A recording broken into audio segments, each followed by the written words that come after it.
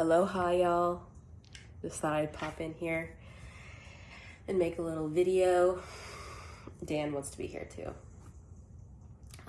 So I was feeling inspired to kind of like share something that's been on my heart, something I'm really grateful for.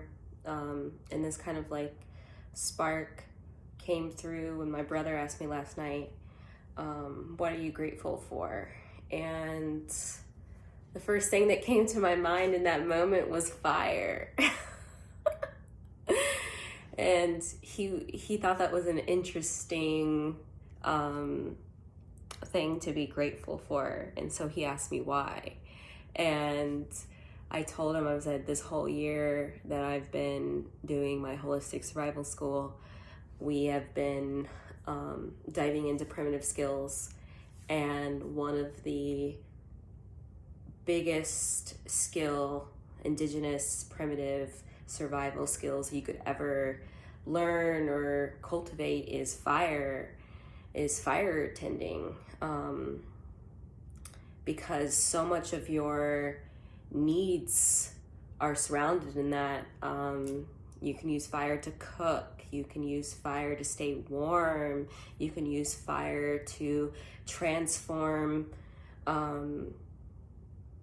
plant matter into tannins and tan hides that create coverage for you out in the woods, and fire to dry, fire to unite people together in a circle, fire to destroy and to burn away what's no longer serving in your life. It's every time you sit and circle with Grandfather Fire, it's a ceremony, it's a ritual, it's something to be like really sacred. And so like I just wanted to share some wisdom that I learned from fire tending, from fire keeping.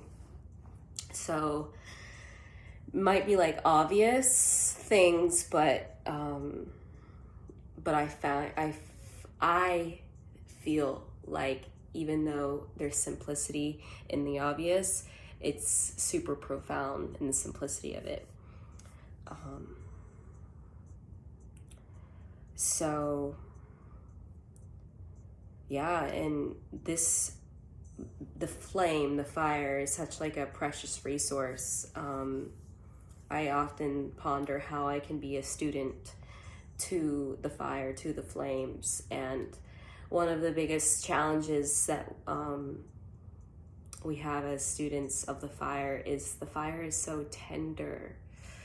It's so delicate sometimes, especially in that like when you're first trying to cultivate it. You need the right amount of tender, the right amount of dry ingredients to kind of like get it going, and it has to be like broken into like small little pieces and kind of digested and metabolized a little bit, so it can be like this really, really fine powder.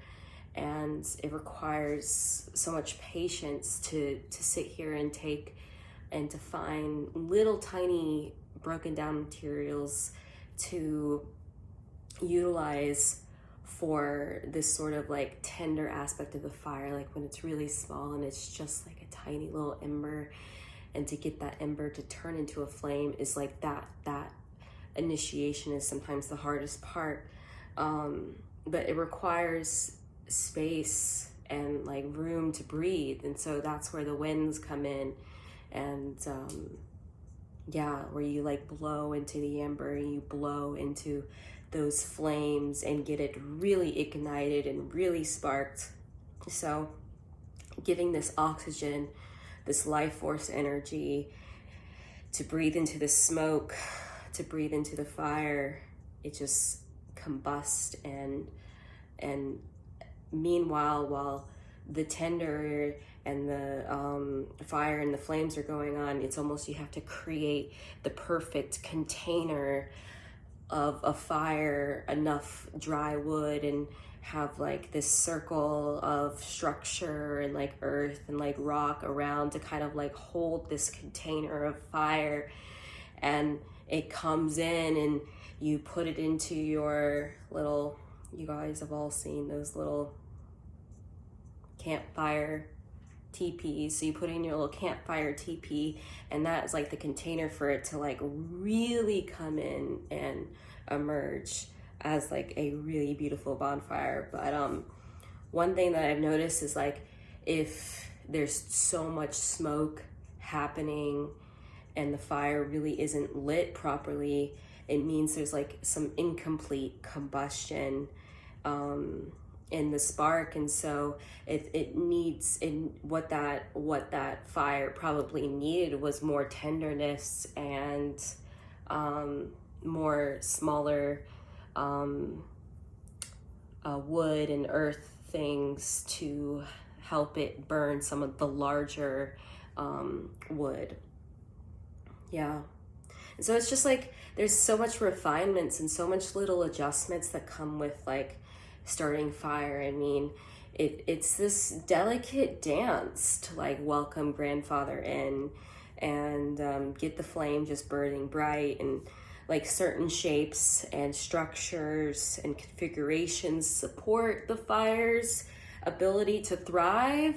And yeah, and just like when we can invite this like relationship with the fire, as woo as this sounds, like inviting a relationship with the fire, we're able to like really tap into the art of fire tending.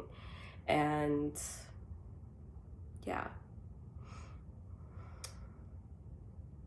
the other aspect of fire that a lot of people associate fire with something kind of negative, destruction. And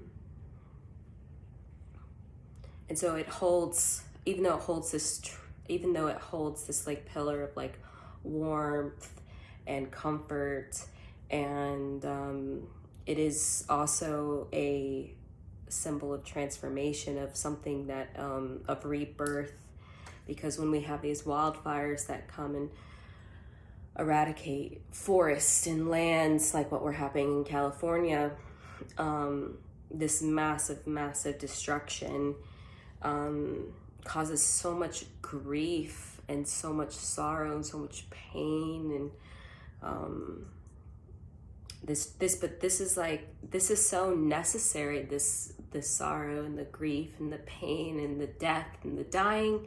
It's all part of the process. It's all part of the experience of being in this dimension. And we cannot honor creation without recognizing destruction. We cannot honor our bliss and our happiness without honoring our grief and our sorrow and our disappointment and our anger and our sacred rage. I feel like that fire just like embodies like the duality of that's contained in our world, and there's a lot of lessons to unpack there. And that's why I'm feeling really grateful to have been building and cultivating a relationship with this element. And yeah, I feel that in essence, it's the symbol of birth, it's a symbol of death, it's a symbol of rebirth, and so many other things unfolding, and a deep surrender into the understanding of every single element is a really beautiful lesson. So thank you for letting me share a little bit about what I learned in the art of fire tending. Ciao for now.